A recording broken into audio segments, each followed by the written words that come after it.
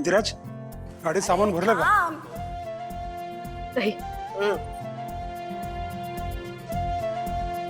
आणि हे बघ, पोचल्या पोचल्या फोन कर आणि सभेत जे काही घडतंय त्याची वेळोवेळी आम्हाला फोनवरून माहिती दे.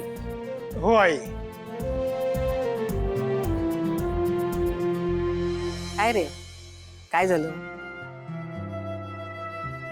खरं तर मला काल भावनाने तिचा जाहीरनामा नीट समजावून सांगितला होता, पण मला असं वाटतं हे तिचे स्वतःचे विचार आहेत आणि स्वतःचे विचार तिने जर स्वतः मांडले तर ते तिच्या राजकीय कारकिर्दीसाठी आणि आपल्या निवडणुकीसाठी फायद्याचे ठरेल. पक्ष नेतृत्वाला तिची दूरदृष्टी दिसेल. म्हणून माझं म्हणणं असं आहे की सिद्धू आणि भावनाने दोघांनी माझ्यासोबत घळ चिरलेलं यावं.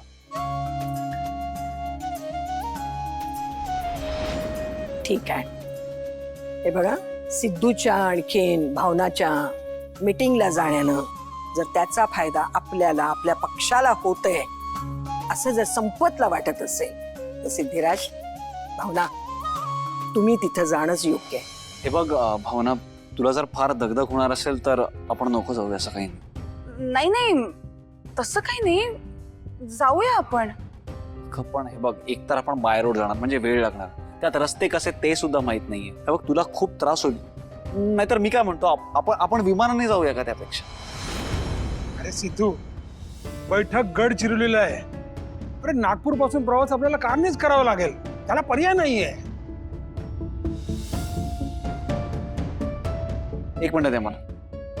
काहीतरी आयडिया काढणार बघा.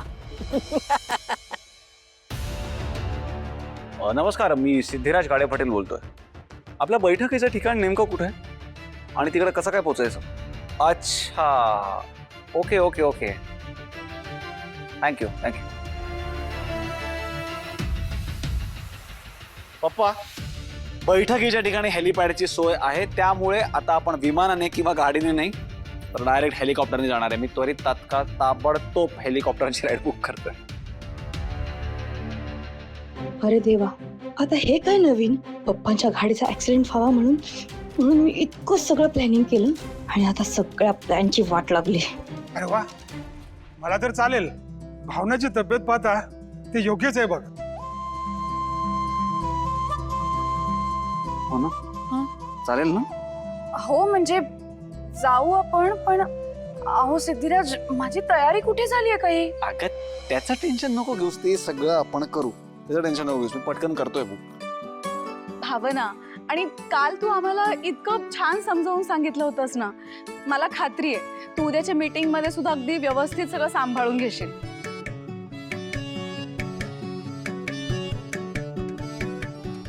बरं,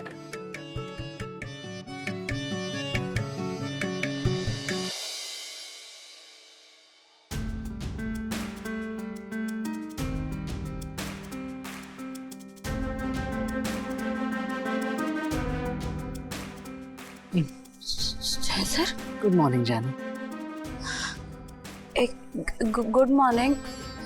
सर, तुम्ही रात्रभर असेच बसला होतात का माझ्याकडे बघत? ऑफकोर्स. म्हणजे तुम्ही रात्रभर झोपला नाही आहात?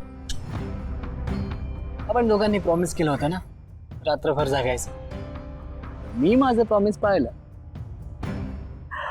वेल, आता मी आवरून घेतो. I need to leave.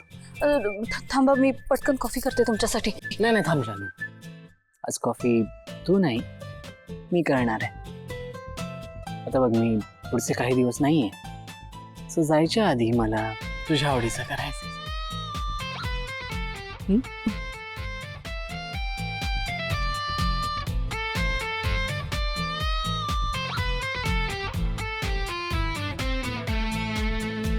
तू माझ्यासाठी कितीही काहीही केलंस तरी आता त्याचा माझ्यावर काहीही परिणाम होणार नाहीये जयंत. या प्रेमामागे लपलेला विकृत चेहरा कळलाय आता मला.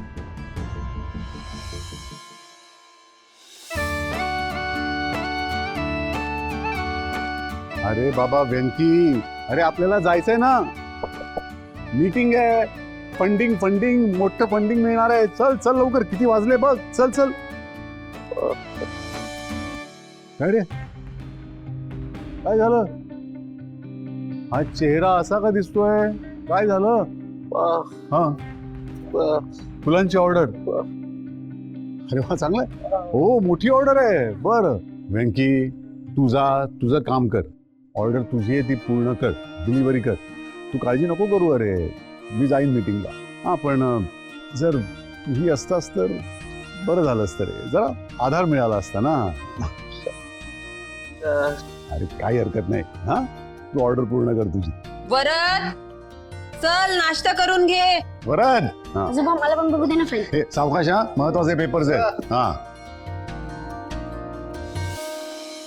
हे घे बाबा, तुम्ही पण नाश्ता करून घ्या. रिकाम्या पोटी मीटिंगला जाऊ नये ना. या बसा. मीना, आम्हाला काही नको. अगं खरंच सांगतो, ही मीटिंग होईपर्यंत ना माझं कशातच लक्ष लागणार नाही. मी आल्यावर काय राहू दे. बाबा अहो, तरी अगं खरंच नको. दही साखर खाल्ल्याशिवाय तर जाऊ शकत नाही ना.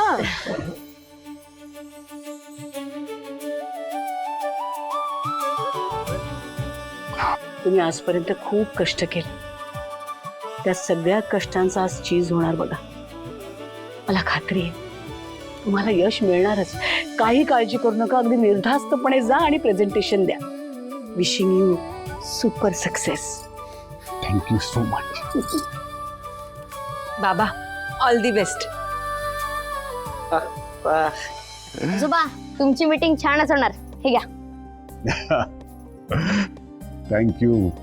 अरे तुम्हा सगळ्यांच्या शुभेच्छांचं पाठबळ आहे म्हटल्यावर मीटिंग छानच होणार, शंकाच नाही. बरं निघू आता. या. लक्ष्मी.